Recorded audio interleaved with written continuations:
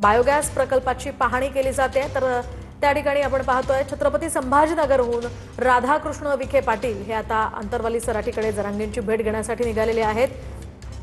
या महत्त्वाच्या 3 घडामोडी सध्या आपण पाहतोय। सरकारशी चर्चा आता उन्हातच होणार असल्याचा निर्धार जरांगेंनी व्यक्त केलेला आहे आणि उपोषणावर ते ठाम आहे। जोपर्यंत आपल्याला लेखी आश्वासन मिळत नाही तोपर्यंत आमरण उपोषण सुरूच ठेवणार असल्याचा निर्धार जरांगेंनी घेतलाय।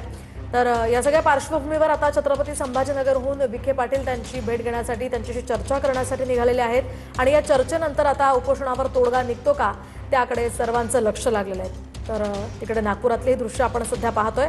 नागपूरमध्ये देवेंद्र फडणवीस या बायोगॅस प्रकल्पाची पाहणी करतायत, आढावा घेतायत, संपूर्ण माहिती या प्रकल्पाविषयी ते जाणून घेत असल्याचं दिसतंय। एकीकडे गॅसची दरवाढ झाल्यानंतर या महत्त्वपूर्ण प्रकल्पाकडे आशेनं पाहिलं जात आहे। बायोगॅस प्रकल्पासंदर्भात या ठिकाणी मुख्यमंत्री देवेंद्र फडणवीस हे माहिती घेताना दिसत आहे। तर तिकडे मनोज जरांगे भर उन्हात सध्या उपोषणाला बसलेत। त्या ठिकाणी अंतरवाली सराटीमध्ये तापमान सध्या 35 अंशांवर आहे। जसं जसा वेळ वाढेल तसं तसं तापमान सुद्धा वाढत जाणार आहे आणि या भर उन्हात रखरखत्या उन्हामध्ये सध्या मनोज जरांगेंनी उपोषणाचा हा निर्धार केलेला आहे। उपोषणावर ते ठाम आहे। जोपर्यंत आपल्याला लेखी आश्वासन मिळत नाही तोपर्यंत हे उपोषण सुरूच राहणार असल्याचंही त्यांनी सांगितलंय। शिवाय चर्चा सुद्धा अशाच उन्हात होणार असल्याचंही मनोज जरांगे म्हणालेले आहेत। तर दुसरीकडे आता थोड्याच वेळात विखे पाटील हे अंतरवाली सराटीमध्ये जरांगेंच्या भेटीसाठी पोहोचतील। त्यानंतर आता त्यांच्यामध्ये चर्चा होईल आणि त्यानंतर आता या उपोषणावर तोडगा निघतो का ते पाहणं महत्त्वाचं असणार आहे।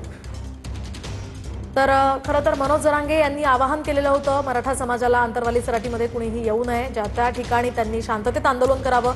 मात्र तरीसुद्धा मराठा समाजातील काही आंदोलक या ठिकाणी जरांगेंना पाठिंबा देण्यासाठी आलेले आहेत। जोरदार घोषणाबाजी या ठिकाणी सुरू आहे। तर ही ड्रोन दृश्य सध्या आपण त्या ठिकाणची पाहतोय।